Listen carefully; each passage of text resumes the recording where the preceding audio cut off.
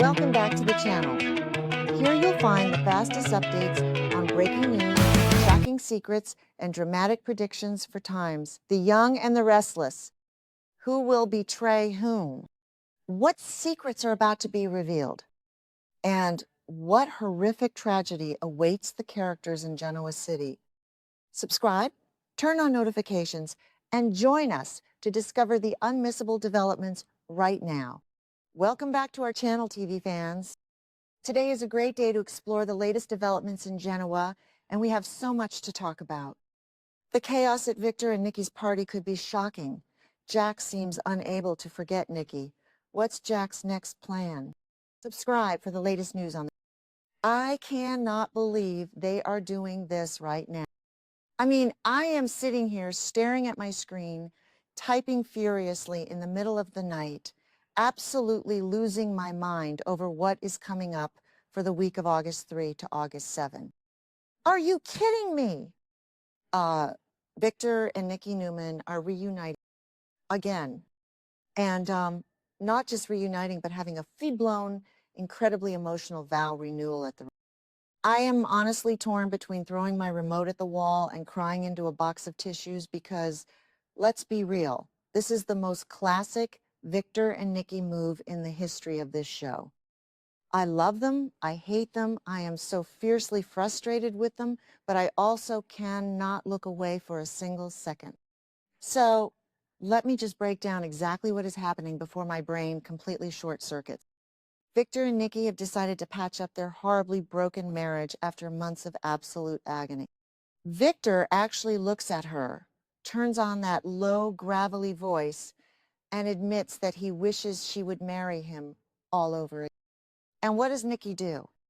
Does she bring up the fact that he literally funded Patty Williams to terrorize Jack Abbott? Does she bring up the fact that his controlling behavior pushed her to the brink of a total breakdown? Nope. She looks right back at the mustache and tells him she would marry him 1,000 times over, 1,000 times. I mean, ladies and gentlemen, this is trauma bonding at its absolute finest. And I am screaming at my television. Wait, I'm getting ahead of myself. Let's just remember that they never actually got divorced during this latest separation. They were just living apart, tearing each other to shreds and making everyone around them.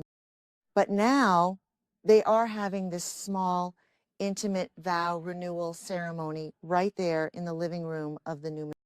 They are putting their wedding rings back on. They are exchanging sweet promises for the next chapter. And I am just sitting here like, did we all collectively hallucinate the last 6 months of pure, unadulterated psychological warfare? Because let's talk about the history.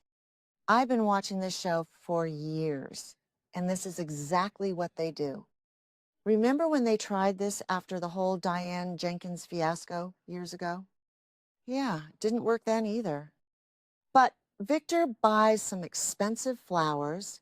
He makes a grand declaration about how she is his Nikki, and she just melts into a puddle. It is infuriating, but at the same time, it is so undeniably epic. You cannot have The Young and the Restless without Victor and Nikki declaring their undying, toxic, beautiful love for you. It is the lifeblood of this soap opera. And can we please talk about the absolute elephant in the room? Nick Newman. Oh my God, Nick. Nick is literally taking a temporary leave of absence from an inpatient rehab facility to attend this vow renewal. I am sorry, but what? The man is suffering from a severe, life-threatening fentanyl addiction.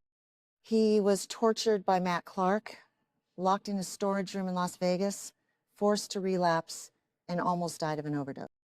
But sure, let's just pause his critical, life-saving medical treatment so he can put on a suit and watch his parents put their rings back on for the 50th time. Am I the only one who thinks this is completely insane? I mean, I know some people are loving this family unity moment, but personally, I am horrified and fascinated all at once. Nick actually looks at his mother and asks, "Mom, are you ready to be a bride again?"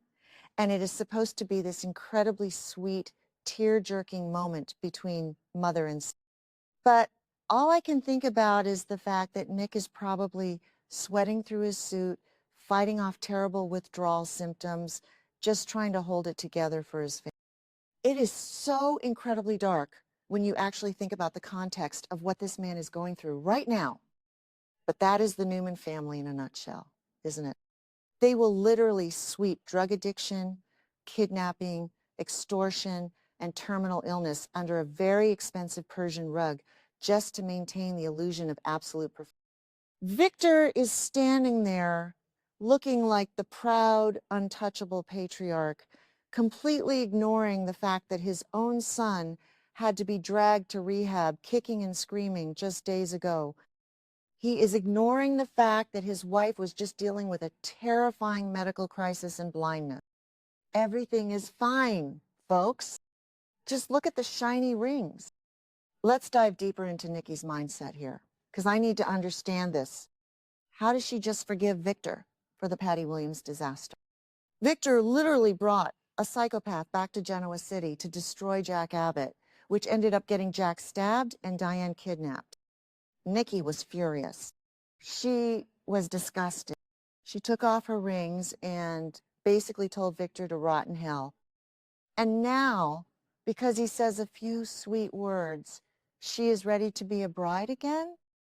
I cannot comprehend the psychological gymnastics Nikki has to perform every single day to stay married to this man. It is exhausting just watching it. And yet, when she says she would marry him 1,000 times, you absolutely believe her. Melody Thomas Scott delivers those lines with such raw, visceral emotion that you completely forget how mad you are at the. You feel the weight of decades of history. You feel the fact that Nikki literally cannot breathe without Victor.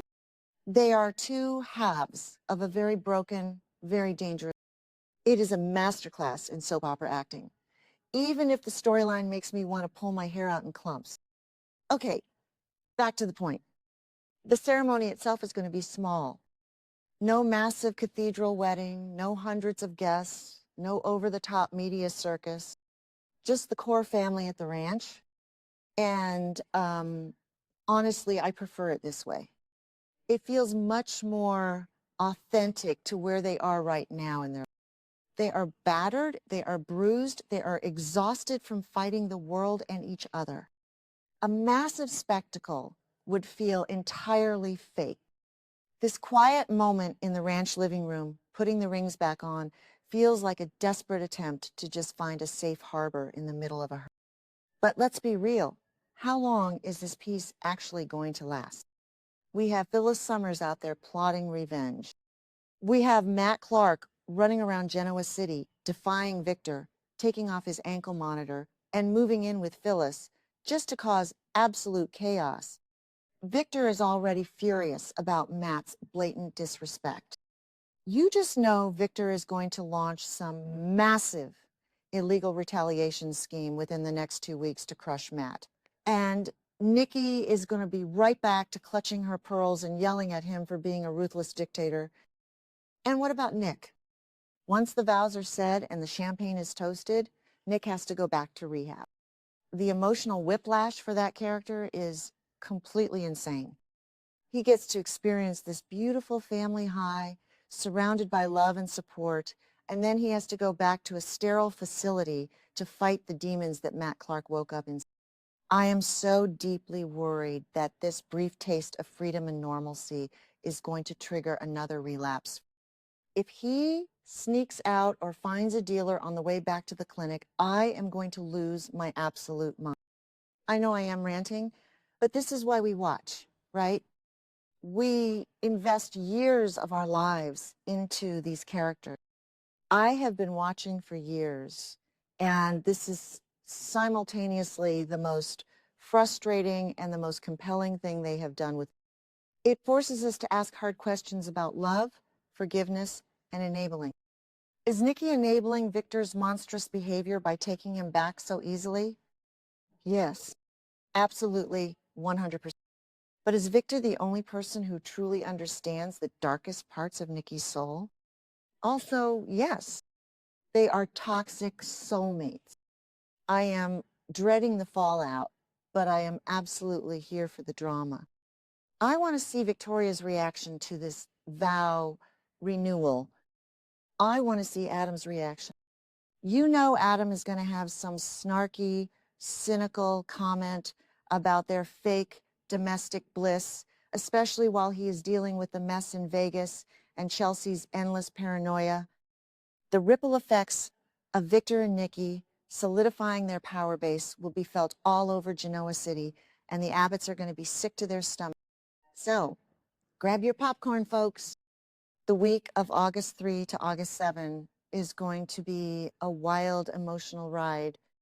We are going to get the romance, the tears, the classic Victor Newman declarations of love, and the underlying dread that it is all going to blow up in their faces by September. Am I the only one who feels this conflicted? Probably not. But I will be glued to my screen, live tweeting every single second of it, because nobody does toxic, epic romance quite like this show. Let them have their 1000th wedding, and let the chaos resume tomorrow.